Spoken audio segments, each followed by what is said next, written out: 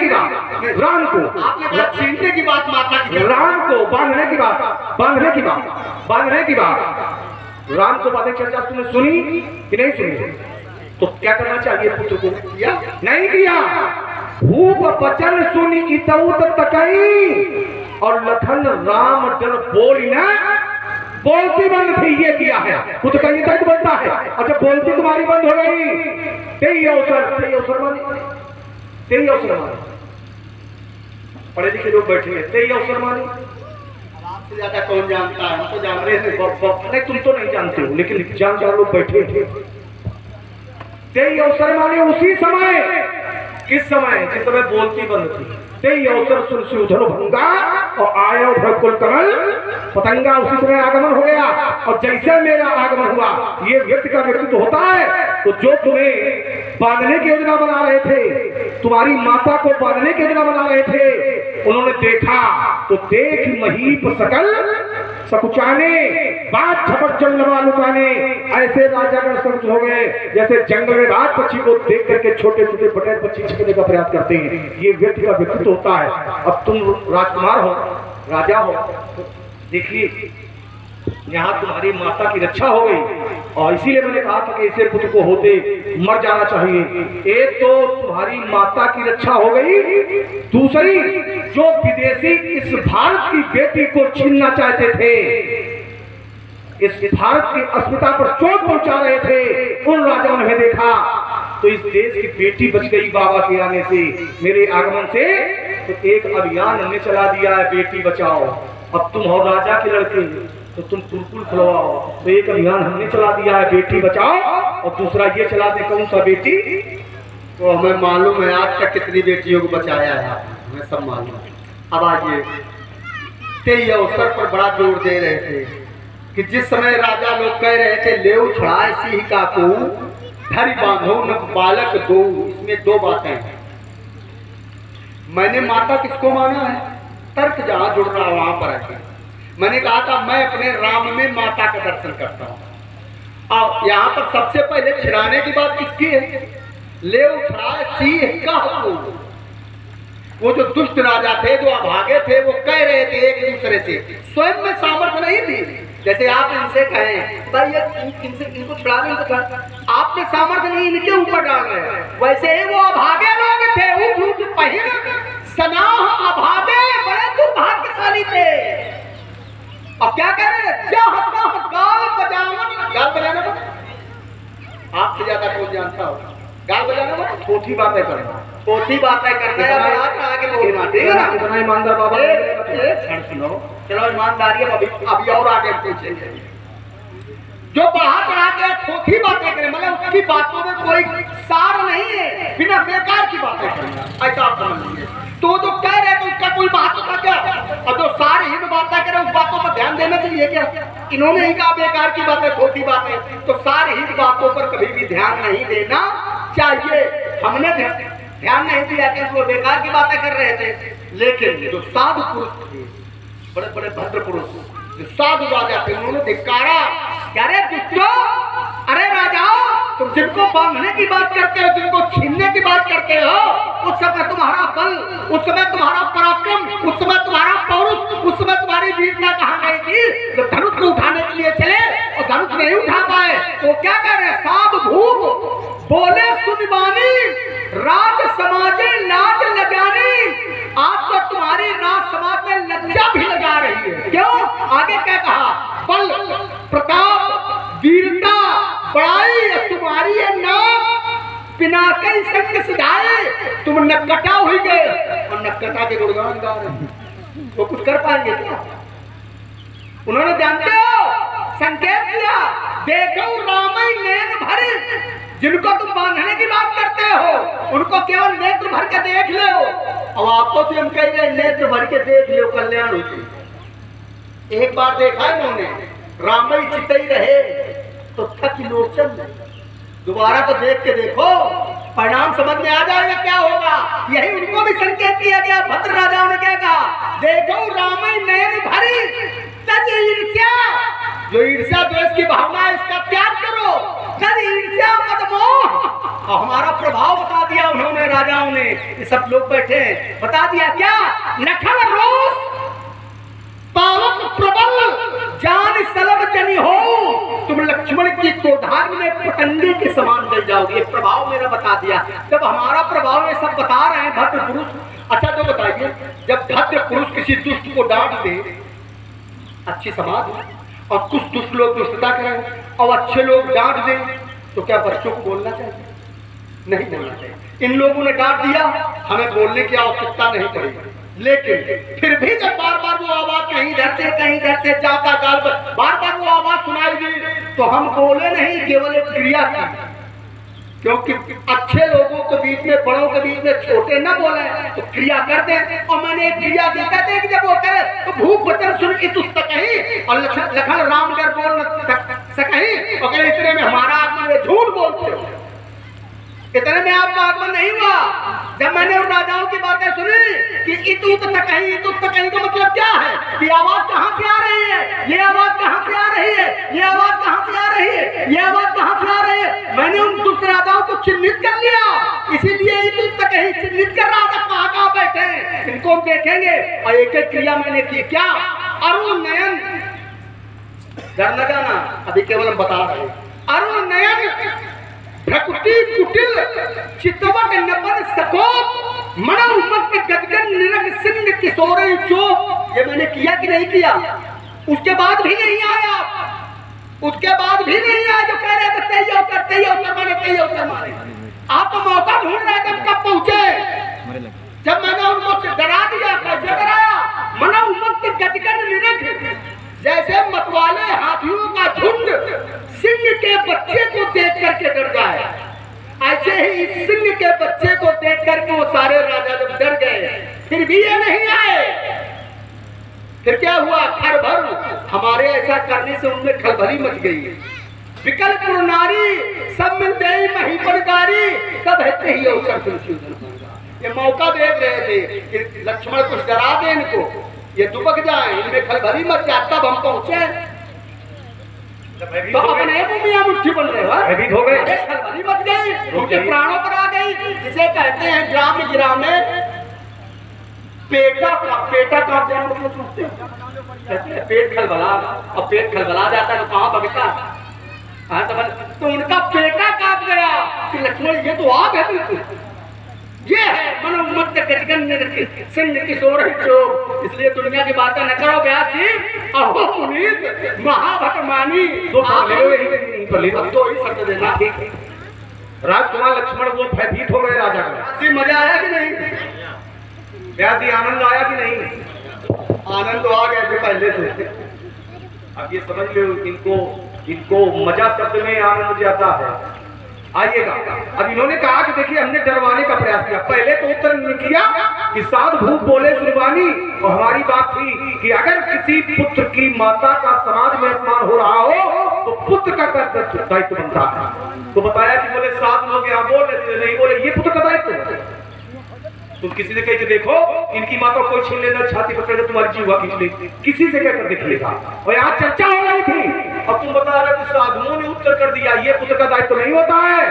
अगर क्षमता है, सामर्थ्य पुत्र में है, तो कहने वाले की छाती चल जीवा खींचनी चाहिए, और अगर सामर्थ्य नहीं है तो ऐसे स्थान का त्याग कर देना चाहिए जहां अपनी माँ की, अपनी बहन की सुरक्षा नहीं कर सकते हैं। ऐसे स्थान पर रहने का हमें कोई अधिकार नहीं है। अब दूसरी बात तुम्हारी आई, एक तो ये किया जिसका मैंने खंडन कर दिया। अब दूसरी बात आई, बोले हमने डरवाया, और डरवाया तो बोले राजा में भयभीत हो गए। ऐसे अर्थ करोगे, अरुण नयन भ्रकुटी कुटिल चितवत नटन सको मनो मत गजगन सिंह किशोर चोप। तो बोले राजागण भयभीत हो गए।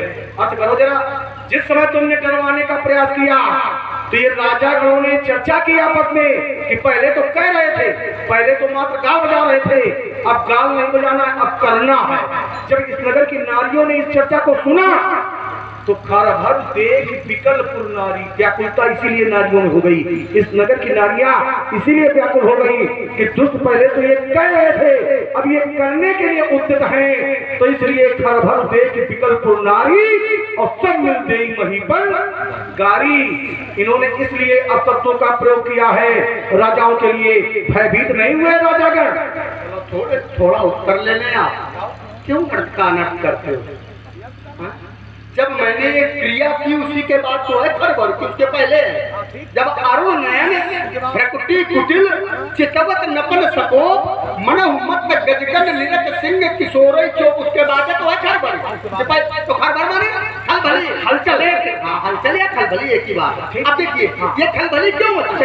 हमारे देखने उसका प्रमाण है, उसका प्रमाण है कंपई भूप, राजा कांप गए, कंपई बात तो सुन लो पहले, क्योंकि तुम्हारे ऊपर से जाएगा। रुक जाओ, जाके जिन गज हरि किशोर के टाके, वो भूप पता नहीं वाली जो है यहाँ पर सीधे दबाई जा रही, कंपई धूप पिलोकत जाके जिन गज हरि किशोर के ताके। जैसे सिंह का छोटा बच्चा जब हाथियों को देखता है तो वो हाथी डर जाते हैं, वैसे ही ये डर गए कंपई भूप। अगर ये राजागण डर गए तो इस नगर की नारियां भी व्याकुल क्यों हुई? तो प्रसन्न होना चाहिए।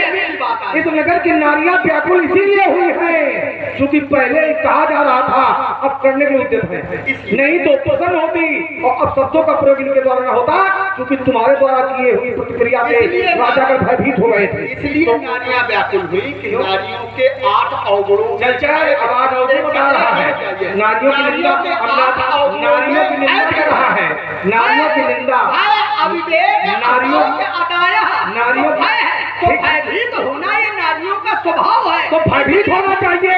लेकिन ये तो विरोध कर रही है, अगर विरोध कर रही तो भय कहाँ है? यहाँ तो अदम में साहस दिखाई पड़ रहा है, भय कहाँ? अदम में साहस दिखाई पड़ रहा है, तभी तो विरोध कर रही हूँ, तभी तो विरोध कर रही है। भय होता तो चुप हो जाती, लेकिन विरोध इसीलिए कर रही है क्योंकि अदम में साहस है। बहुत अच्छी बात आई।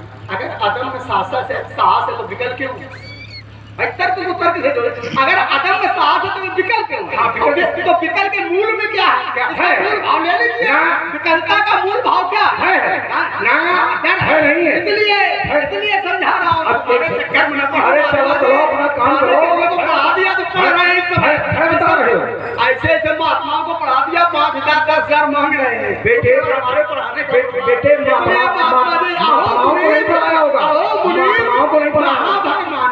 मैंने आपको मुन से मुन ईस जाना, केवल मुन नहीं जाना, केवल मुन जड़ जाने से नहीं ना, केवल मुनियों के लिए बताया गया। अंतर वही समन्नाथ कुर्ते कर्म नित्यता मोदी सचत बले काले साम कुछते, लेकिन मैंने आपको मुन से मुन ईस जाना है, साथ में महाभट माना।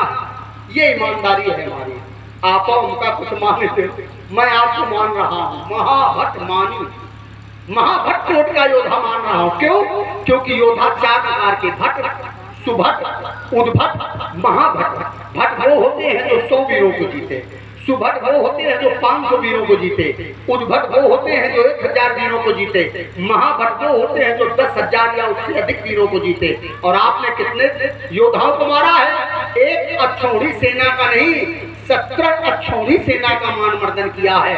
तमापतंतम भ्रगोर मोजसा धनुर्धर्म बाण परस्वधायुधम अणे चरमांबरम अर्क धाम भी युतम जटा भी तद से पुरी विषम अचोदे हस्त रथे सुपत्ति भी कदाच बाण से सतर्न सत्य भी अक्षौणी सप्तदशाति भीषणा 7 और 10 17 अक्षौणी सेना का मान मर्दन आपके द्वारा किया गया।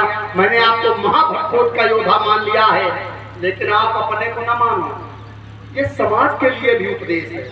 कोई भी प्राणी चाहे जितना बलवान हो जाए, चाहे जितना धनवान हो जाए, चाहे जितना ज्ञानी हो जाए, चाहे जितना रूपवान हो जाए, चाहे जितना बंधु बांधवों से भरा पूरा परिवार हो जाए, वो कभी भी अपने को न माने कि मैं ऐसा हूँ, मैं ऐसा हूँ, मैं ऐसा हूँ।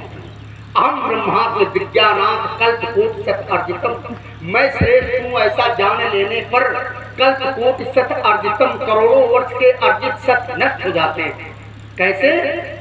विलेम्यात्, जैसे संचतम स्वप्ने कर्मवत, जैसे प्राणी स्वप्न में कोई कर्म करके संचित करे, लेकिन जब जागृत अवस्था आती है तो स्वप्न के संचित कर्म समाप्त हो जाते हैं। इसलिए अपने को आप न मानो, मैंने आपको माना, आपकी मान्यता बढ़ेगी, लेकिन मेरी दृष्टि जा रही है कहाँ?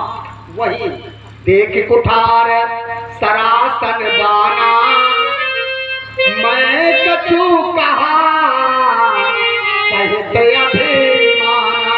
मैंने कुठार अर्थात पर सरासन अर्थात धनुष को देख करके कुछ अभिमान के साथ कहना चाहता हूँ। आप लोग सोच रहे होंगे लक्ष्मण बातें तो बहुत अच्छी करता है, उपदेश भी बहुत अच्छा करता है, स्वयं कहता है कि मैं अभिमान के साथ कहना चाहता हूँ, जबकि मानसाचार्य कहते हैं कि अभिमान करना अच्छा नहीं होता है, ये जीव का धर्म है। अभिमान करना जीव का धर्म है। जीव के जीवन में 6 बातें आती ही है, अपने आप में स्वाभाविक है। कौन कौन सी बात? हर्ष है, विषाद, ज्ञान, अज्ञान, अजीव धर्म, अहमिति, अभिमान। जीव के जीवन में कभी वो हर्षित होने लगता है, कभी विषाद युक्त हो जाता है, कभी ज्ञानी बन जाता है, कभी अज्ञानियों जैसी बातें करने लगता है, कभी अहंकार से उत्तप्त हो जाता है, कभी अभिमानी बन जाता है। ये जीव के स्वाभाविक 6 धर्म है। तो फिर ये क्यों कहा जाता है कि अभिमान न करो? ये चिंतन का विषय है। जब ये 6 धर्म है जीव के स्वाभाविक, तो ये क्यों कहा जाता है कि अभिमान न करो? तो गुरुजनों ने निर्णय दिया कि अभिमान कभी गरुता का न करो कि मैं बड़ा हूं, मैं धनवान हूं, मैं ज्ञानी हूं, मैं रूपवान हूं। गुरुता का अभिमान न करो, अभिमान लघुता का करो कि मैं छोटा हूं, सब बड़े हैं, मैं पुत्रवत हूं, सब पितृवत हैं, मैं सेवक हूं, सब स्वामी हैं।